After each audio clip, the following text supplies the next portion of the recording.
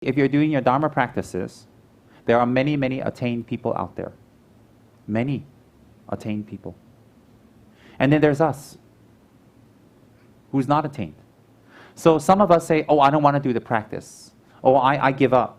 Oh, I can't do it. Oh, I have interruptions. I have distractions. I have problems. They always say that.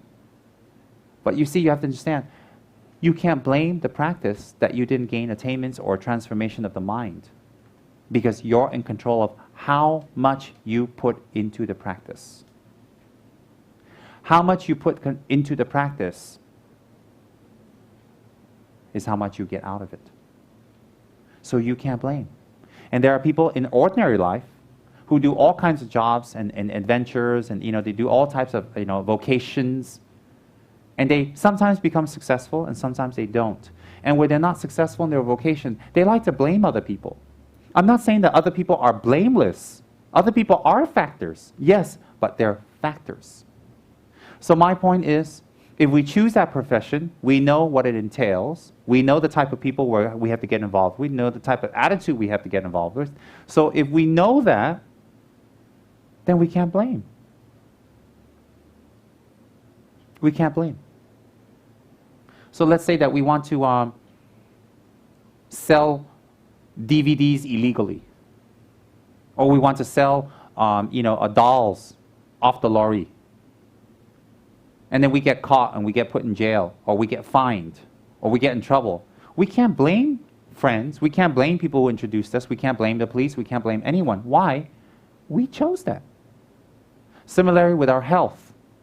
If we are unhealthy, if we are overweight, and we don't discipline our bodies, and we don't want to take care of our bodies, and we just let it go down, down, down, down, down, then later, when our bodies become a tremendous financial burden for us and for the people we love, and let's say we have $10, and $3, $4, $5, $6 have to be spent on our health and our medical and hospitalization and our medical medicines and our special diet, and then we have $3 or $4 left for the rest of our family or whatever we want to do, and we have no freedom, and then we can't blame it on health. Why? Because we chose to be unhealthy. We chose it. We chose not to take care. We chose to smoke. We chose to drink. We chose to be a glutton and eat nonstop. We chose not to do exercise. We chose not to keep ourselves fit. We chose that. I mean, of course, I'm telling you, there are individual cases. There are people who are totally fit and whatever, and they take care of themselves and they get sick. I mean, that's a different situation. I'm talking about in general, as usual. So like that, when we're unhealthy and we don't keep ourselves fit and well, we chose that. How did we choose that? By not getting up and doing our 1 hour of exercise. That when we see a buffet, by limiting ourselves to 3 plates, not 20.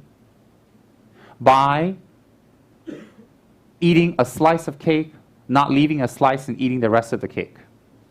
We chose that. A lot of us do that. I do that. I leave 1 slice and eat the rest, because I'm a bodhisattva and I want someone else to have a piece too. So I'm very nice. I usually leave 1 slice. Sometimes if I'm in a very generous mood, I leave 2 slices. Then I eat the rest of the cake. And so the next day when I get up, I'm bloated as usual. My stomach is hanging out. I get measured for my clothes, and my waist is double its normal size. Then I have no one to blame but my generosity of leaving 2 slices for everyone. But that's my choice. That is my choice. So similarly, some people have problems and difficulties, and divinations and pujas are given to them. Special practices and divinations and pujas are given to them. And they have all types of excuses and all types of reasons that I've heard many, many times already. No one has come out with an original excuse yet. If they do, I give them a reward. I really will. I give them something really good. I haven't heard anything original yet of why they don't do their practices or the pujas, or why they can't do it.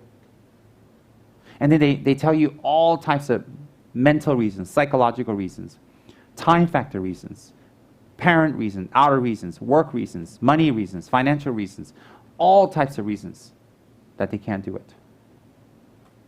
Why? Because they're still blaming others for their problems. So if we choose to continuously blame others, or even not knowing, here blame others, and our mouth is usually complaining about others, then we have to take control back. That's what I do. Sometimes I throw a BF and I take control back. I don't give control to people. Sometimes I see them doing this and this, I don't.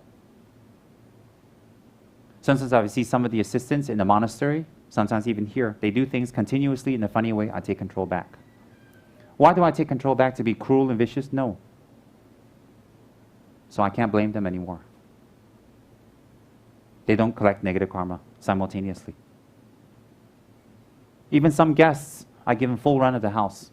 I let them do what they want, meet who they want, feed them, take care of them, everything. And sometimes when they say things that are quite funny, that are quite damaging to themselves, ultimately, I take control. I say, no, please don't say that. Please don't do that. I tell them very nicely. I talk to them. I take control. Why do I take control? Because when I give control, it's like that. When negative, detrimental things come back, I have to take control. But taking control is not so easy because why? It's a lot of responsibility. It's more work, more hassle, more time, more meeting. But take control, blame less, give control, blame more. That's a very sad human predicament, but it is a human predicament. Therefore, the point of this is that life teachings and things we learn in life matches Buddha's teachings very well. Why does it match very well? Because Buddha didn't teach us anything that was not ultimately truth. Buddha didn't teach anything that was not ultimately truth. Therefore, whatever we listen to Buddha's teachings, we go, oh wow, that sounds very logical, that sounds very clear, yes. So the reason I gave you that is to blame you, or to criticize you, or tell you you're wrong, or something is bad? No. The reason I told you about taking responsibility for your life is to help you overcome anger.